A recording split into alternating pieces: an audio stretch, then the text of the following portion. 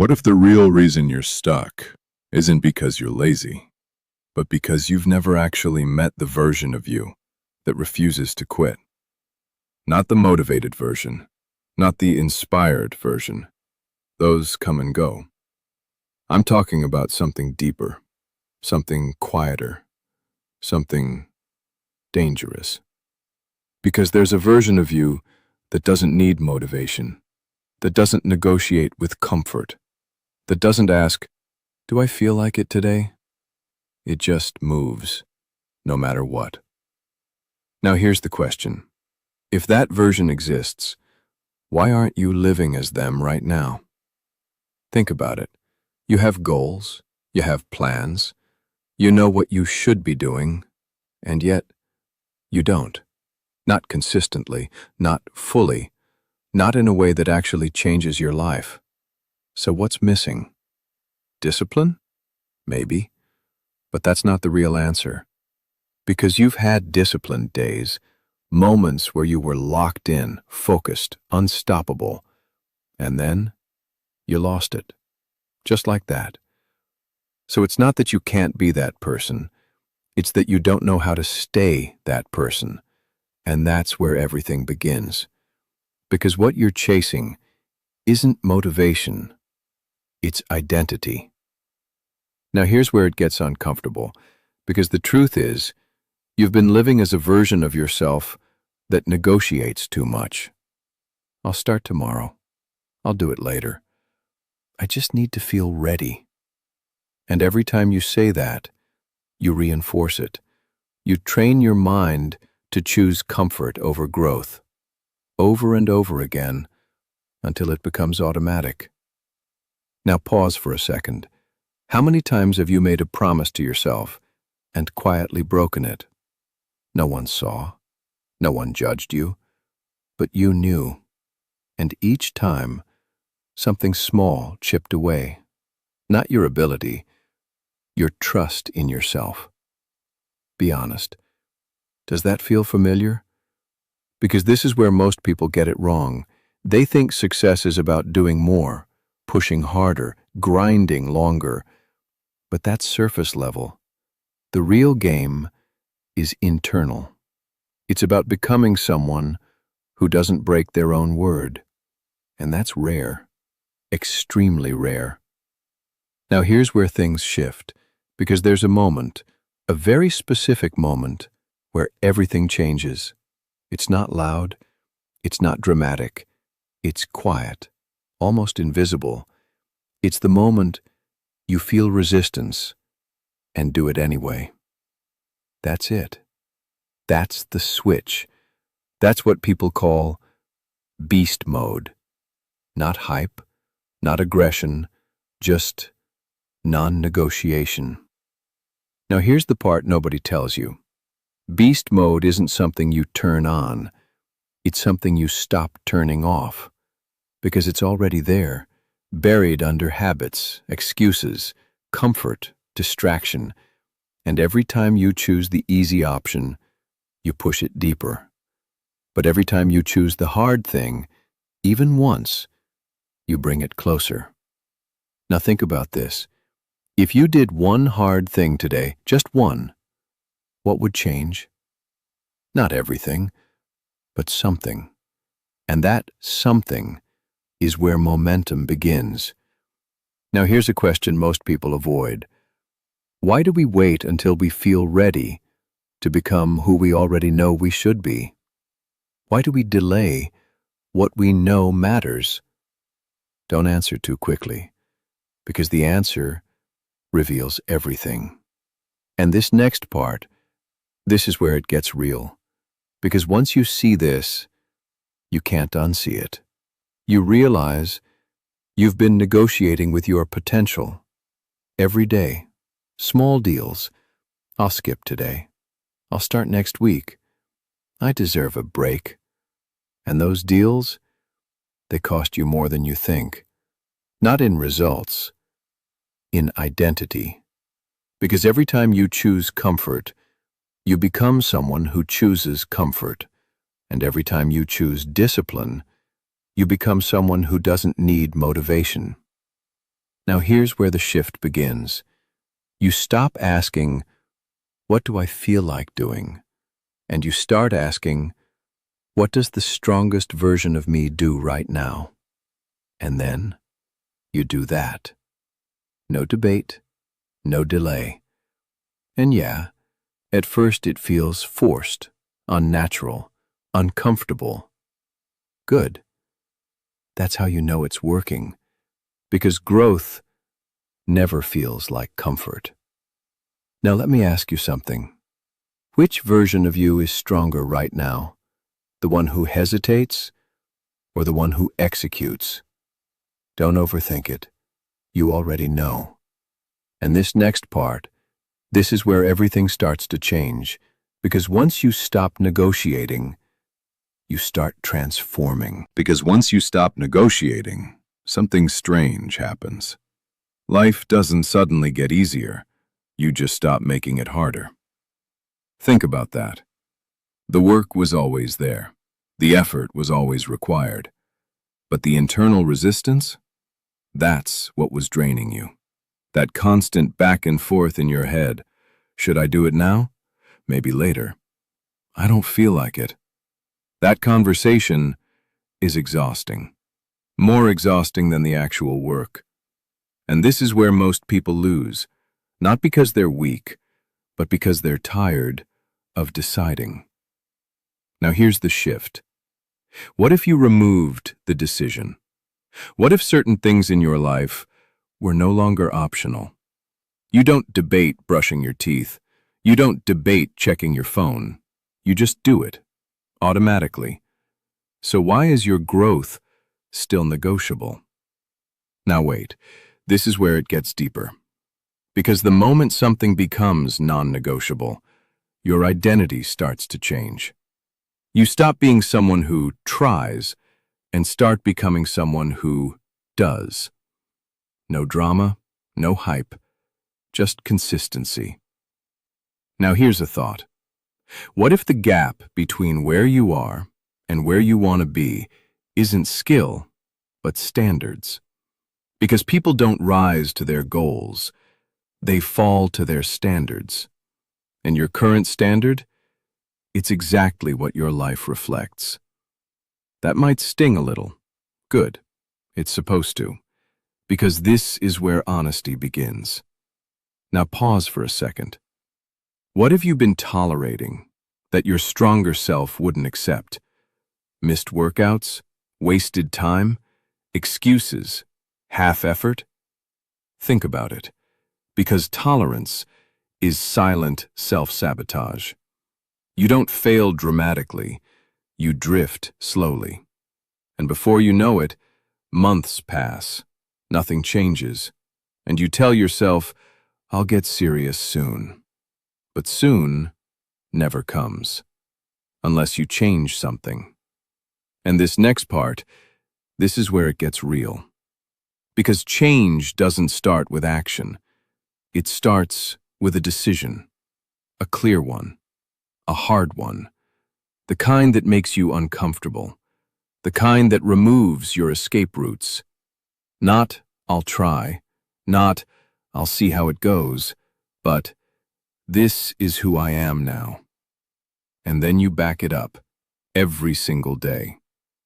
Now here's the truth most people avoid.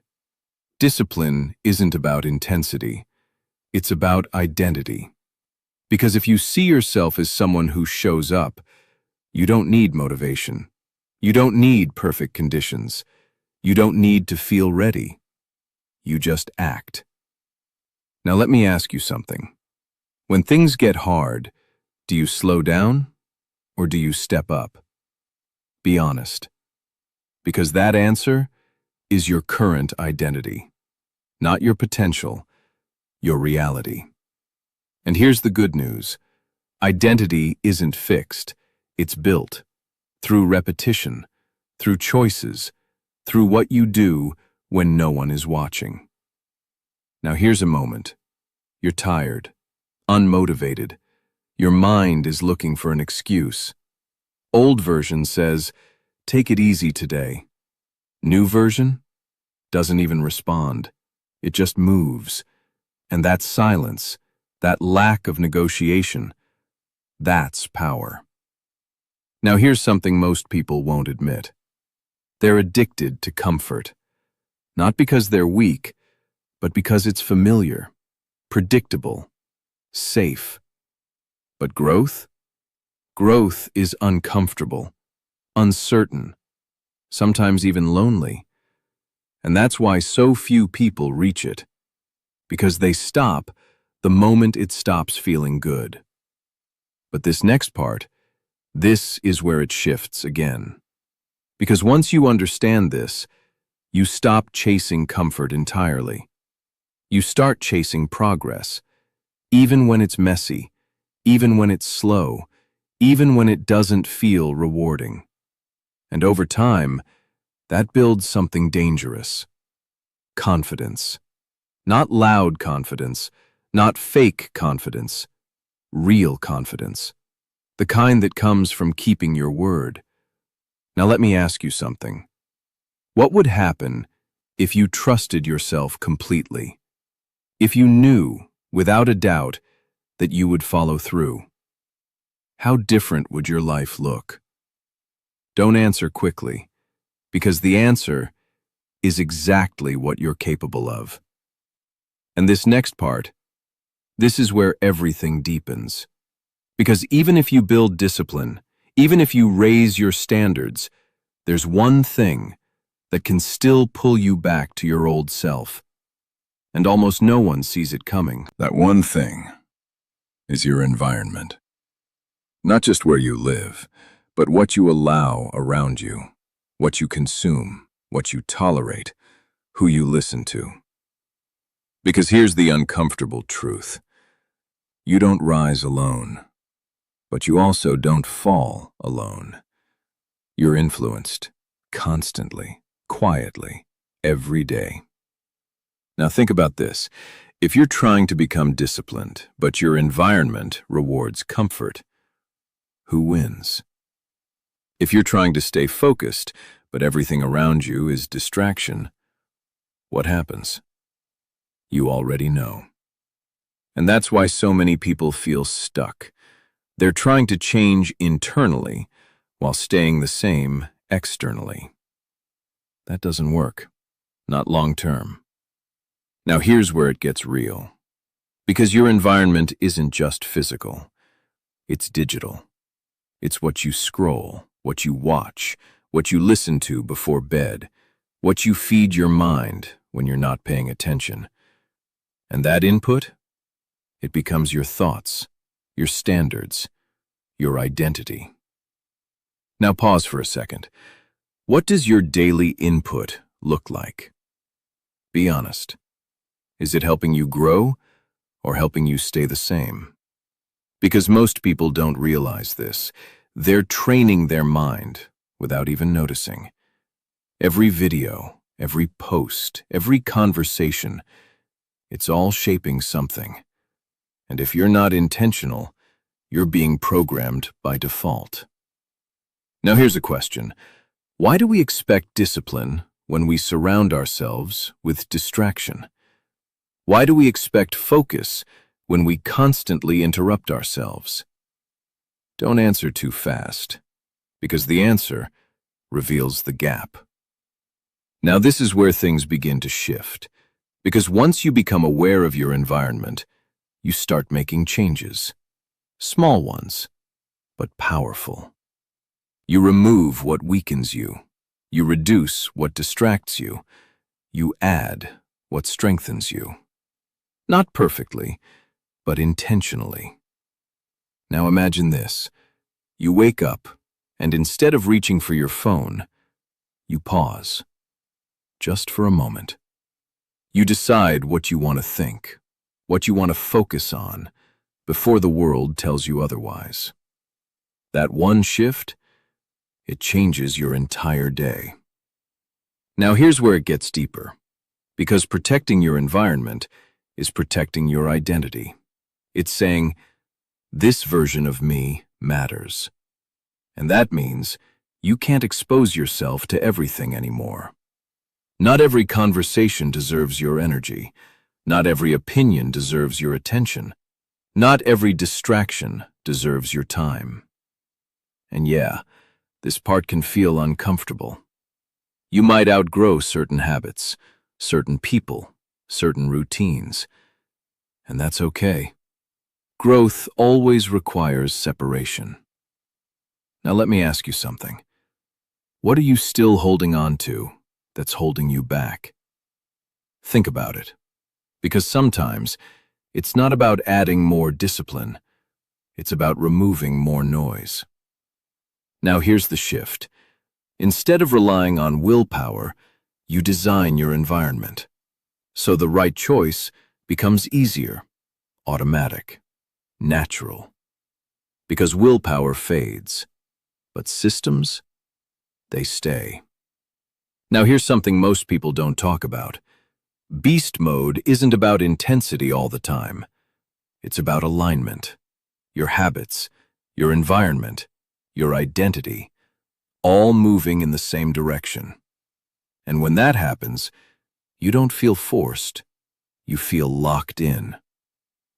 Now pause. Have you ever had a day where everything just clicked? You were focused, productive, clear. That wasn't luck. That was alignment. And you can create more of those days, on purpose. Now here's the part that changes everything.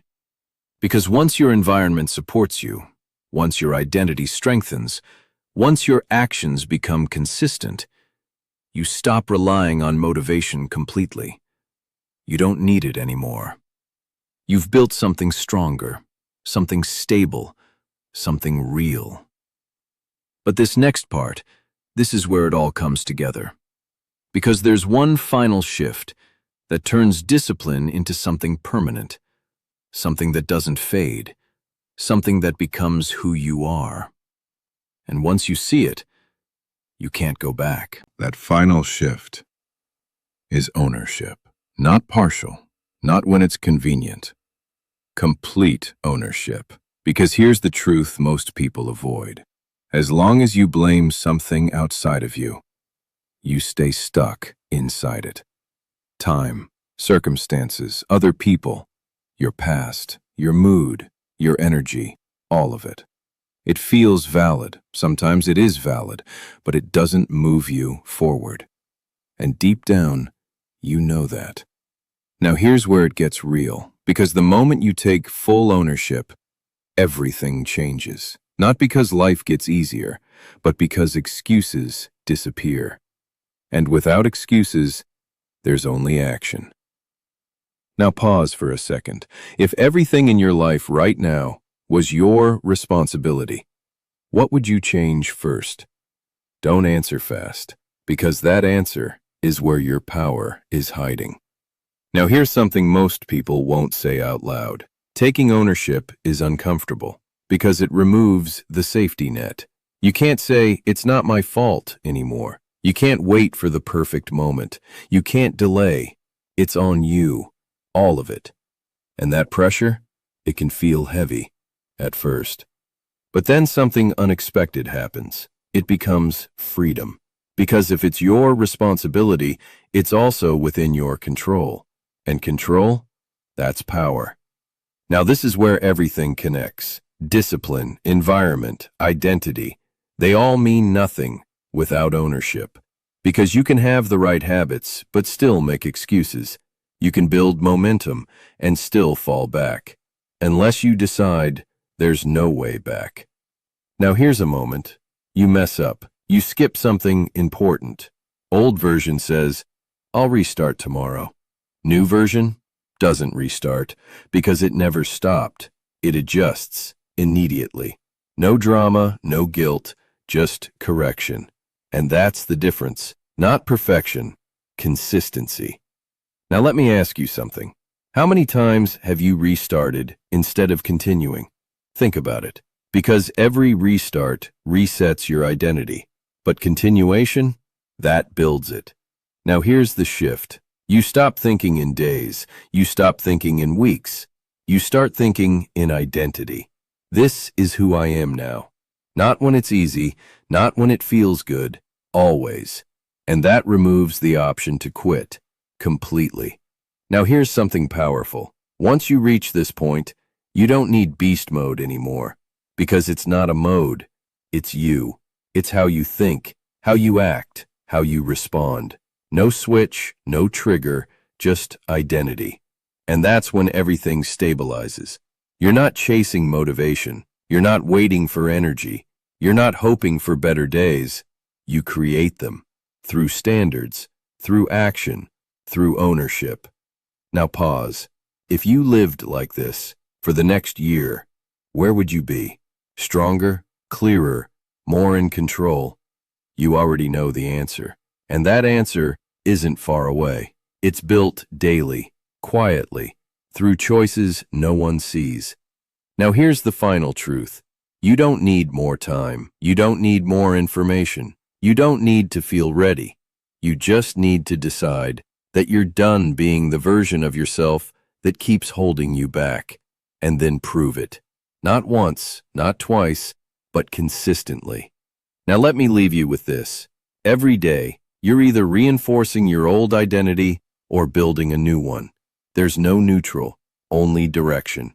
So choose carefully, because those small decisions, they stack, they compound, they become you. And once they become you, everything else follows. If this hits something real in you, don't ignore it. Stay with it. Because awareness like this, it's rare, and it fades if you don't act on it. So take it with you, into your next decision, into your next action, into your next day.